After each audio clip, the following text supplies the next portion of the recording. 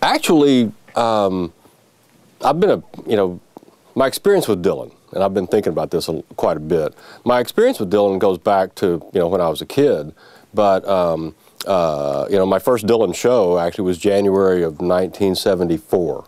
It was the return, after the motorcycle wreck and all that stuff tour with the band. I saw him in Houston. And then so I've seen Dylan periodically over the years, but kind of lost track of him for a while. But then with the reviews of Time Out of Mind a few years ago, I went out and picked up a copy of it, and I'll be darned if it wasn't as good as everybody said, And it's just a great album. And so then, since then, I saw him at Jazz Fest a few years ago. I've seen him here in where are we, Little Rock a couple times. And I started thinking, this would really be a fun thing to do. And my specialty is William Blake and prophetic poetry. And that's really what I started thinking about. I teach religious school, so I teach Abraham and Isaac and things like that.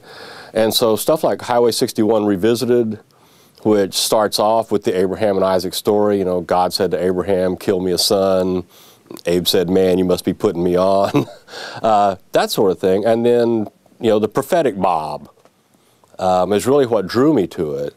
And then as I've just been listening to more and more music and, the love stories, the wordplay, I think it's just great. And then there's a lot of interest actually on campus.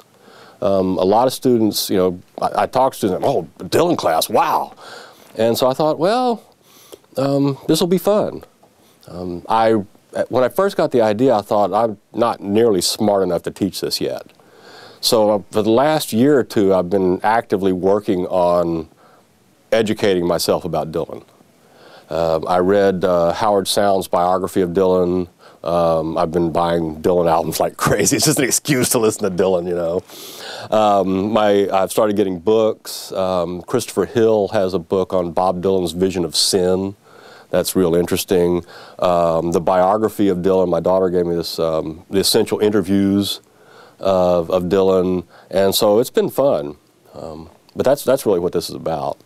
What do you think your students are going to learn from this? How is it going to be beneficial to them?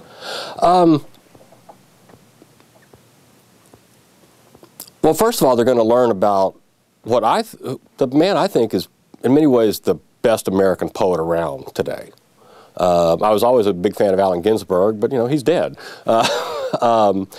Bob's still around.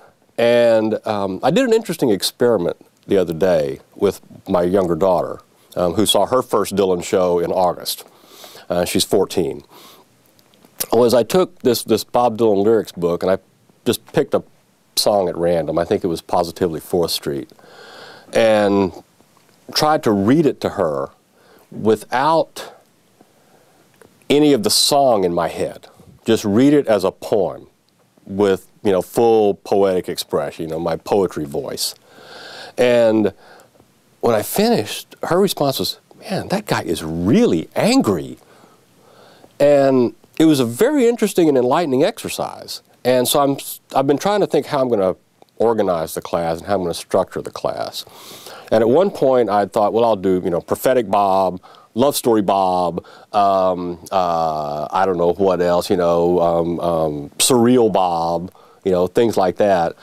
But I'm thinking more and more what I'm going to do is let the students each pick an album and have them be responsible for that week for that album. And because in a class like this, how many songs can you actually talk about? How many poems can you actually talk about in any degree of detail in a week? 4, maybe 5, But that's okay. I'm cool with that. And so I thought what we would do is we'd start the week by listening to a song and then read the lyrics and work through lyrics like that, and then end the week. I've also been collecting, videos. I've got Martin Scorsese's movie about Dylan, which is very educational. It's very enlightening. And so I think what they'll get a sense not only of the dynamics of this poetry that Dylan writes, but also, of what poetry looks like in the late 20th, early 21st century here in America, here in the United States. One of my questions was going to be about the structure of the class. I think you've answered that pretty much.